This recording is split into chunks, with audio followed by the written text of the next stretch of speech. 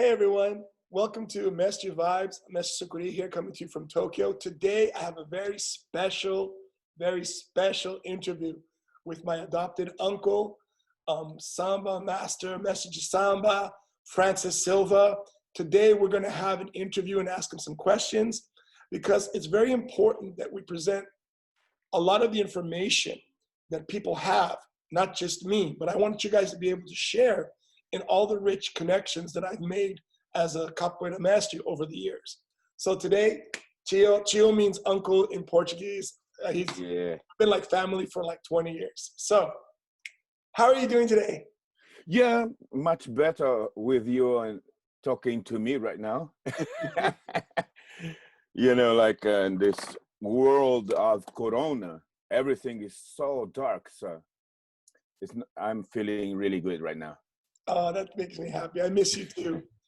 So let's get right into it because I'm trying to make sure that we can keep focused on doing things. And this is my first interview, so I hope I don't go off too much. So I'm Dick Cobaya, like in Portuguese. In Portuguese. I wanted to interview you first, mostly because I don't think you could talk about samba or Brazilian culture in Japan or maybe Asia without talking about you.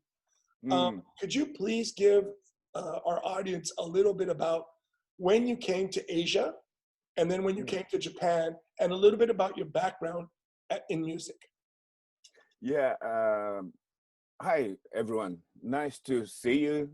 First of all, I want to thank God to have this opportunity and my family here that is doing this interview with me to promote or to talk about the culture that we love a lot, Brazilian Afro culture. Sucuri is the capoeira and capoeira music, and me with the music and music. Yeah. I left Brazil, let's say, almost 43 years. And when I came to Japan, I came to, of course, make some money, but not just the money, but I brought something that I thought I could share. That was the samba and a little bit of Brazilian culture, black culture. So I got into Japan when I was my first time in Asia was around 1977. I was doing samba in Singapore. That must have been so crazy. Oh yeah, that was really crazy because it was too hot, and I mean, anyway, this concert was okay. But going back to Brazil, we had to spend some like 2 weeks in Japan because they had only one flight going back to Brazil. Wow. Months. It sounds like right now the same. So on that time, I walk around and I thought, wow, there's nothing about Brazilian music in this country. So I'll try to see if I can bring something to. So did you go back to Brazil one time, then come Yeah, back? yeah. I went back to Brazil and I started to work at having a normal life, playing on the nightclubs, until this guy came and said, "Oh, can you introduce me someone to take to Japan with me to work? A guy who can play percussion and sing." I said, "Yeah, yes.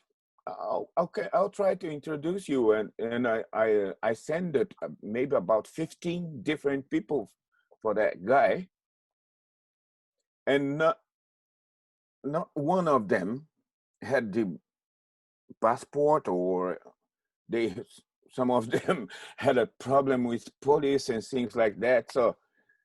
So and I was playing I was on the stage, and then this guy came to me and said, "Man, I asked you send me some people, but none of them could do you know, could even sign the contract.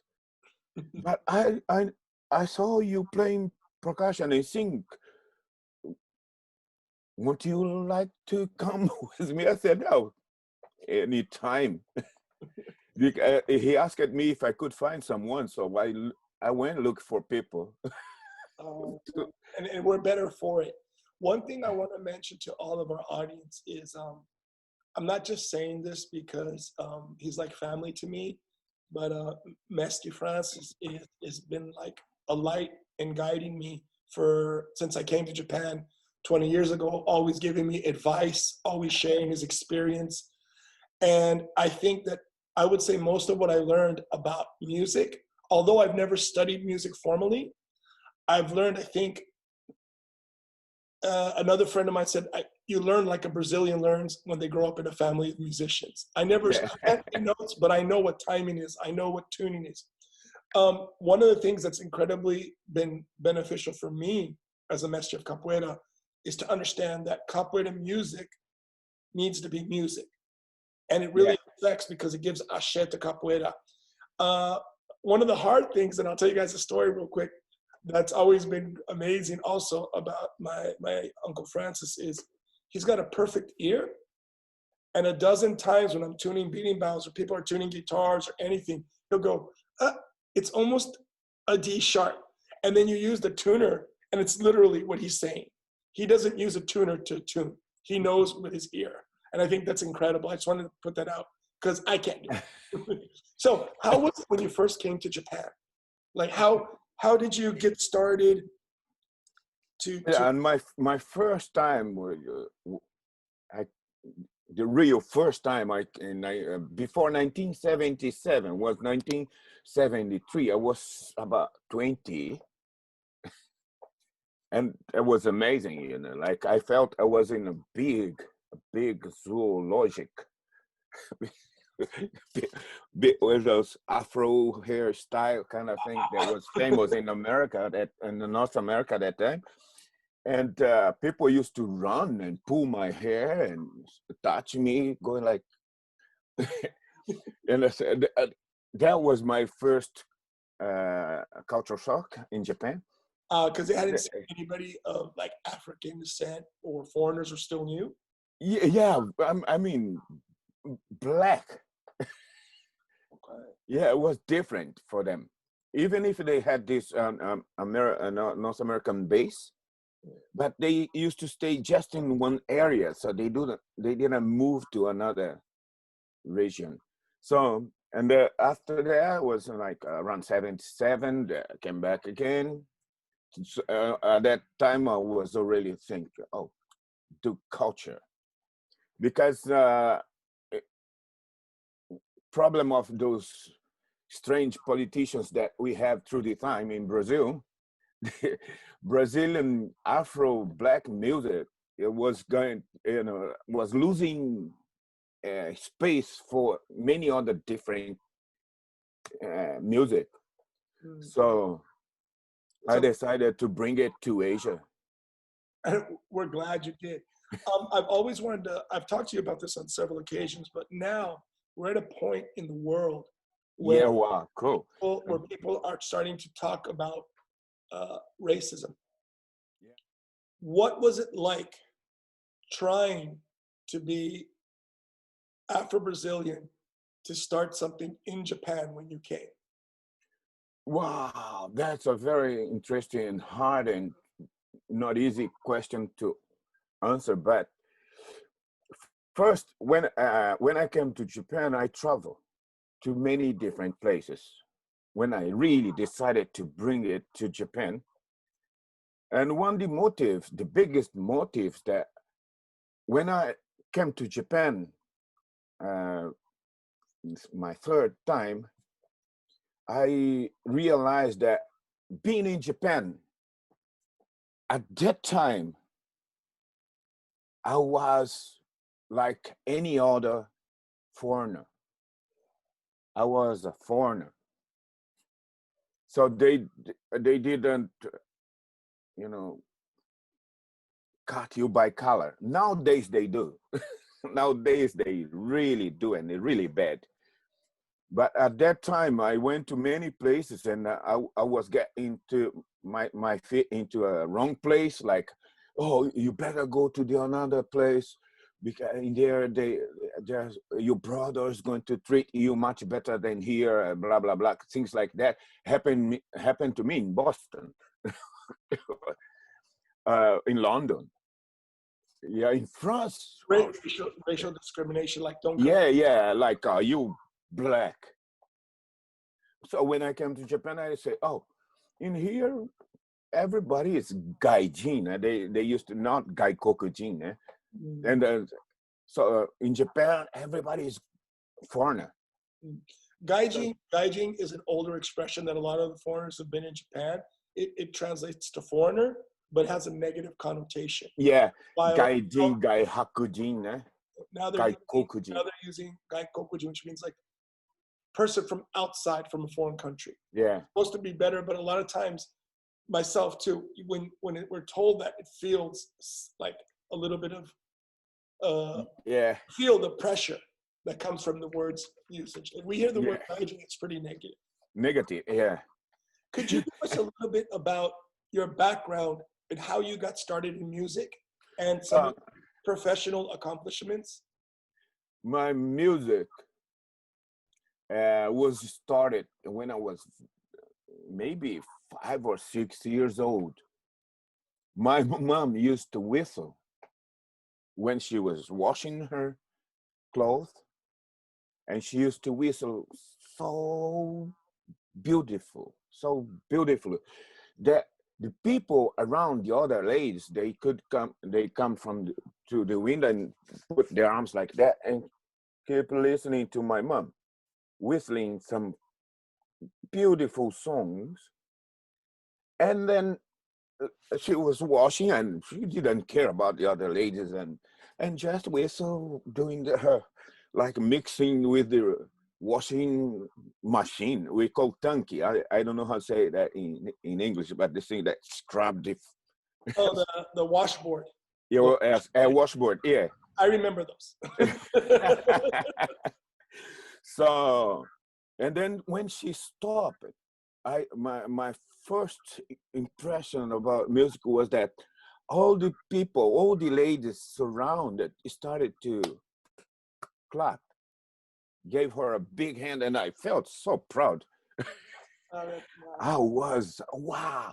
So, and then I decided to copy her. Yeah, I can whistle, I can, like imitate birds and sing. Because of that. When we do shows, I've probably done maybe 200 or 300 shows with my uncle, and he always does this one thing. I'm going to ask him to do it now. Can you do the trumpet, the trombone? I'll do trombone. I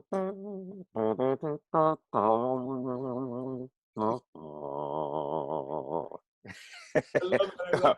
And the whistle, man. The samba whistle. I remember many times doing shows, and he's playing, and then he starts doing the trumpet or the trombone with his mouth, and people are looking for the instrument. Where is the instrument? It's fantastic. Yeah. So that was my beginning, and when I was like around 7, no, around maybe 9 or 10, I made my first pandero. Yeah, with they had this round can. Yeah, like those round can or sweet marmelada. We call it marmelada. And when you cut, it's like a pandero. So I had to do the symbols with those things that the type of bottle caps. Yeah, I crush them and make a platinella. Oh, and that was my pandero, my first pandero. So and interesting that I saw at that time, I saw a small bag, like centopedia, centopeia in Portuguese. Centipede. And it was so small, very small, but very big legs and white. first I thought it was what you call tarantula kind of thing. Tarantula. Yeah, and then when I saw it, and I was like, wow, I want to know how is the sound that can make on the earth when it moves, but it was so beautiful moving like this. And I was, and then I decided to copy it, Nice. all those movements, and that's how I got my way of playing pandero today. I learned it. I played the pandero. I could play, and I went to this bar that they had those people playing trombone, saxophone, flutes, guitars, so then and all natural sound, and that was beautiful for me. Every Sunday I used to go there, and I went there with my pandero, and I said to the band, put me on the band. And I was like, maybe 10 or less than 10 though. So the guy looked at me and said, "Can you play pandero?" Yes. So I took my pandero and I started to play, and they played a song. We played together. That was on playing with the band. That was my first time. And when we finished, everybody was like, "Yeah!" And this guy, and very tall and white, he was very good pandero player, and he has this beautiful pandero. And he came to me and said, "Wow, shit, you can play it. And I like the sound of your pandero. Can we change?" So I got my first Rio pandero because I said, "Yeah, I can change." He took my pandero de lata, and I got my first pandero called gaeta. Wow. Was the pandero. That was amazing. And inspired you, right? I mean, gave you. Oh, it made me what I am today. What I want to ask you is because I want people. Part of Mestre Vibes is teaching people how, how people who live within the culture, how they transmit it. Since you're the first person really to come here and stay and teach on percussion and samba, how do you feel samba music or Brazilian culture has developed in Japan? Ooh, in Japan, when we started, I started in there's the samba situation in Japan, and the biggest samba parade in Asia called Asakusa Samba Carnival. That Asakusa Samba Carnival was born in Yotsuya, not even in Asakusa. So Yotsuya is a different area in Tokyo. Also, yeah. Asakusa Samba Carnival, many people don't know, but it's the largest Brazilian themed samba event after Rio de Janeiro, Bahia, and then Asakusa because of size. It's 500,000 people every year. Yeah, lots of people. And the first was really hard because they needed something to promote the town, but they didn't want to accept a foreigner culture. I mean, they wanted the Asakusa neighborhood wanted to have the samba, but they didn't want any foreigners involved. Mm-hmm. That situation I learned it after. Because like in Japan, they had this problem with, they had a matsuri, a festival called Sanja Matsuri, and it was going down. And then I was teaching, I was trying to push the samba to as much as I could of community around Yotsuya, Shibuya, with old Japanese guy. He's, I think he was born in Thailand or something like this, and his daughter is very famous bossa nova singer nowadays. And well, there we started, and he was helping me because he could speak Portuguese, so I could communicate and express my ideas to him, and say, "Oh, we can make money out of that." I know who you're talking about. So and he helped a lot. So and anyway, we went to Asakusa, and they were kind of hesitating because it's not Japanese, blah blah blah, things like that. Until we showed the videos. I brought a big video from Brazil, and like the Carnival, and we had a big meetings so many times when we took the magazines couldn't get into Japan because they thought that was half naked kind of thing, the carnival costumes. So I had to make think about many strategies to pass through some magazines and the videos from carnival, and we showed to them in a place. And those old men, they start, oh, yeah, That was really fun because the old lady was there. They were looking at the video really serious, And they said, okay, we can make money out of that. It always comes down to, like, can we make money? Yeah. And that was the beginning. How have you seen, like, what's your opinion now of Brazilian culture and samba culture in Japan? Yeah, and it's fashion. Japan, like, loves fashion. If it didn't, the event didn't goes right, they would blame on me. They would blame on me, but everything went boom to every situation about Brazilian music. So from that time, they started to think, we can hold the Japanese samba without any foreigner. So they started to put me away. I mean, really tough, like fist conversation.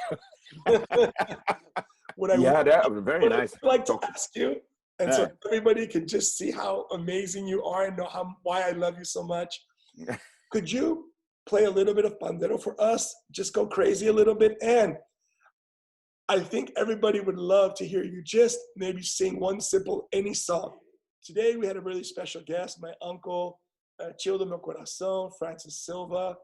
And I hope you liked the video that he made and our interview. Remember, if you like Mestre Vibes, check us out. Don't forget to subscribe, like, share, and hit the notification button. Mestre Vibes coming to you from Tokyo, Japan. Thank you very much, Tio. Yeah. Simbora, gente. 1, 2, 1, 2,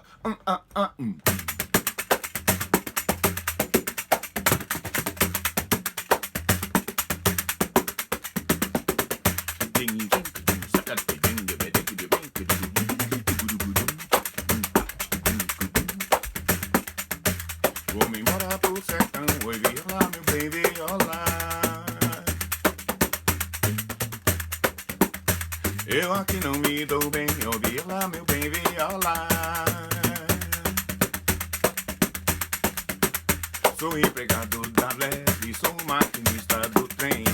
Vou-me embora pro sertão, eu aqui não me dou bem, oh, viola, meu bem, viola. Oi, viola, meu bem, viola. Oi, viola, meu bem, viola. Oi, viola, meu bem, viola. Ei. Olha o som.